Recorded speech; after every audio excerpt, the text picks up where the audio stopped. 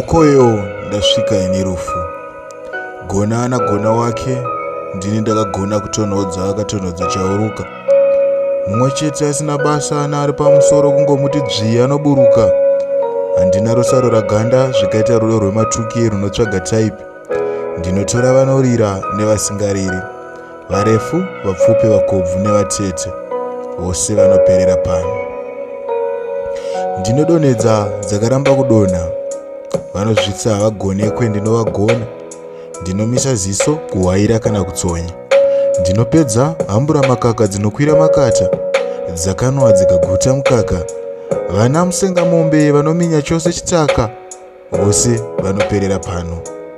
Vaye vane zviso zvinopenya sengirozi, vane miromo yakatsvuka semuto wemabhurosi, vanotora varume vevamwe senhiyo ivo vari rukodzi, vane runako rinonyomwedza murume awira munjodzi, runako rwemhando runodzikamisa ngozi, vose vanoperera pano.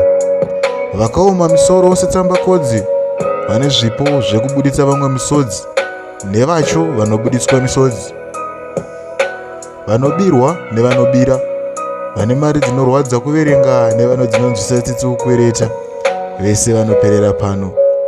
Vana muzvina fundo, vana zvobo nanamutambara, mapurisa kana masoja anokwira matsviriyo asina kubhadhara, nyanzvi mukurapa zvirwere zvingava n'anga, vana dhokota muzvipatara, vanokwira ndege zuva nezuva sevanokwira mubhedha, vasina vanovatsiura vekuti vakashaisha vatsiuri vanovazeza, vose vanoperera pano.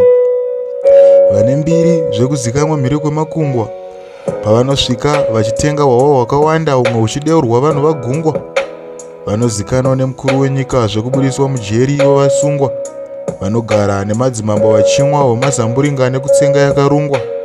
Rufu ndini ndinenge shoko handivhikwi kana kunzvenga sechibhakira chamanyuchi woti ndapotsa ndatungwa.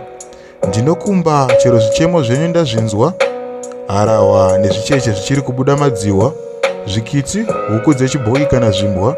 Ndinongoti ga, handina zvirehwa-rehwa kana kutemerwa zviga. Munondiziva pandinosvika padyiwe ruzipa, nzvimbo dzisina chirikadzi nenherera ndinodzipa. Ndinonzi rufu, vanonyatsondiziva vanonditi madzongonyodzi. Ndatenda.